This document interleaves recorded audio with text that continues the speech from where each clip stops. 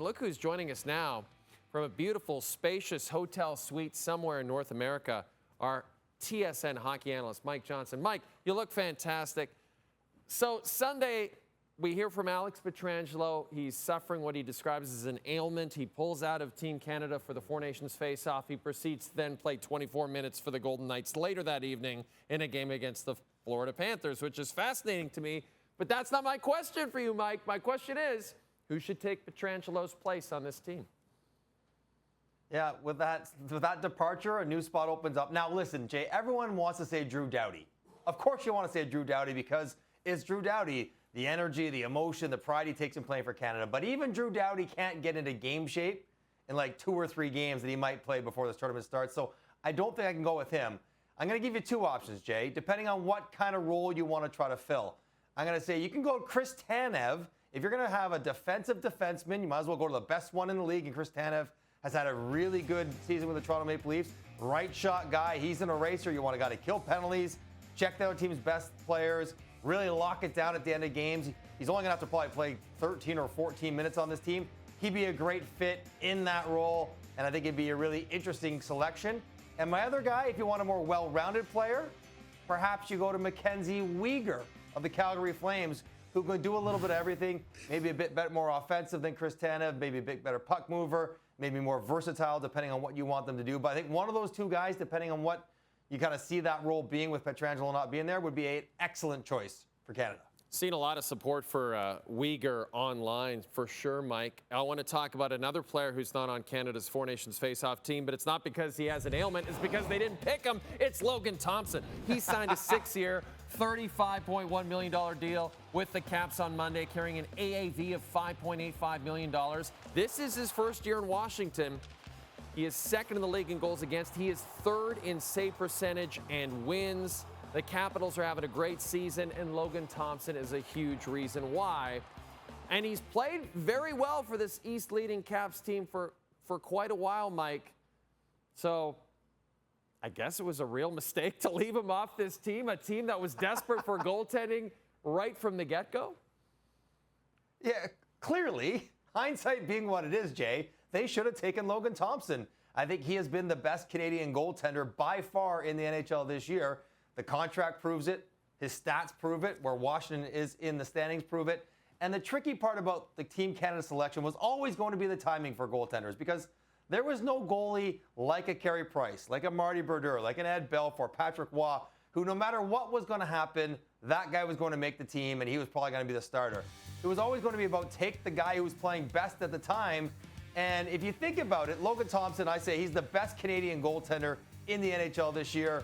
He's played better than Binnington, than Hill, although Hill's been pretty good, certainly than Montembeault. But it goes even more than just Logan Thompson, who, you know what, he'll enjoy his vacation with his new contract and go wherever he wants in the world for a couple weeks. But the top 3 Canadian goaltenders, Jay, in the NHL this year, Logan Thompson, Darcy Kemper, Mackenzie Blackwood. None of them are on the team for Team Canada. So it's a peculiar situation given the uncertainty for Canadian goaltenders, the timing of the selection, and if they could redo it, or if someone were to get hurt or pull out because of an ailment, then I'm sure Logan Thompson would probably get a call. So, yeah, they'd like a redo on that one, but I don't know if they're going to get afforded one. I mean, just a quick follow-up, Mike.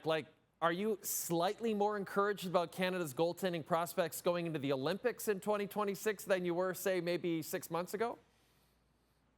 I mean, more options, I suppose, but how much confidence should anyone have that Thompson or Blackwood or Kemper or Binnington is going to be this good next year? That's the nature of the goaltending position.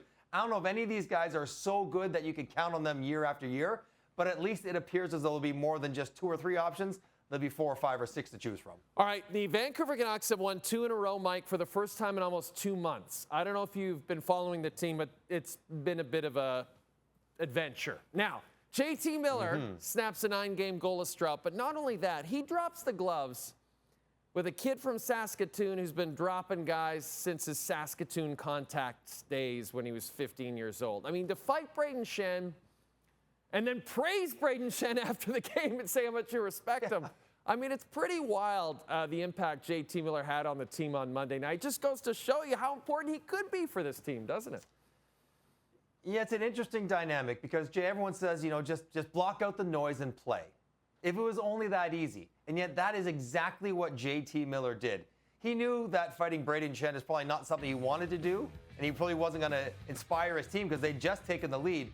But what he did was show his team, his coaches, his group, I'm in the fight, both literally and figuratively. When you go in to get in a fight with a guy who, might do a little damage to you, but just to show that you still care, you're still invested, and then you go out and play a really good game on top of it, involved in the offense, making plays happen, scoring a goal. It was a reminder of why the Vancouver Canucks like JT Miller so much when he's on top of his game, why he might be attractive to other teams who are going towards the playoffs. You get that kind of physical, emotional, charged up kind of player. But I just have so much respect because it'd be so easy to say, I might not even be on this team in 12 hours. And yet I'm going to put myself and my health on the line for them tonight because that's what I think I should do. That's not an easy thing to do. JT Miller was fantastic in this game and really kind of showed why, if he played better, or if Pettersson and him got along a little bit more, or they're better in the standings, they wouldn't be in such a hurry to try to make a trade to get rid of him, perhaps, because when he's on, he's a really good player. Despite that, it does seem like one of Pettersson or Miller probably will get dealt, Mike. And do you think the sense of urgency has been ramped up following Carolina's acquisition of Mikko Rantanen over the weekend? I don't know. Yes, there's a sense of urgency, but I don't know if the Rantanen trade has much to do with it. I think it's got the standings, the fact that they are out of the playoffs, and there's 30 games left in the season.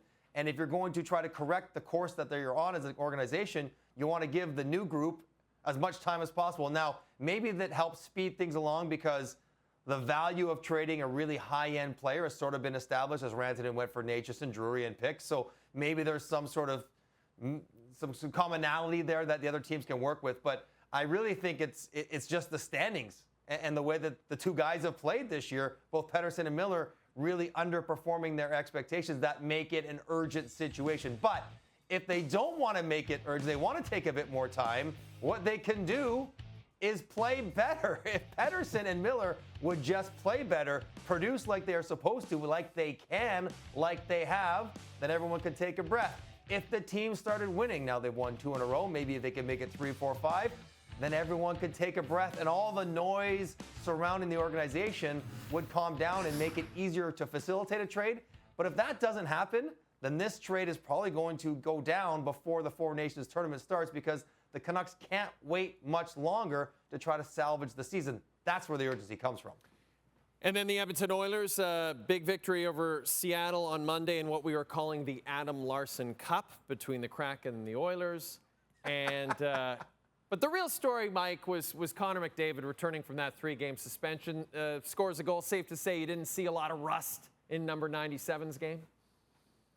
No, in fact, he was probably unfortunate just to score the 1 goal. His line, when you put a guy in with Draisaitl together and Hyman, they load up the first line. They're playing Seattle, a team that the Oilers have had a lot of success against, and McDavid has had a lot of success against. And he was flying. They had the puck on a string. They created so many chances. You knew waiting 3 games, he was going to be motivated. He was going to be irritated. He's watching Nate McKinnon pull further and further away from him in the scoring race. He's going to want to change all those things. And, right from the get-go, that line was obviously Edmonton's best. They generated a whole bunch of chances. He probably could have had 3 or 4 points. Didn't end up with that. But no rust. But, of course, he's Connor McDavid, Jay. There's never any rust on his game, no matter how much time he misses. He always comes back and gets a couple points every single game. The Oilers keep rolling along. They are locked and loaded. But I would expect a pretty inspired push by McDavid to kind of really be a dominant player coming off this 3-game suspension. We will get to find out on Thursday when the Oilers are back in action and they host the surging Detroit Red Wings. Mike, it's time for you to raid the minibar because you were terrific, my friend. Let's go. Chocolate-covered almonds all night long.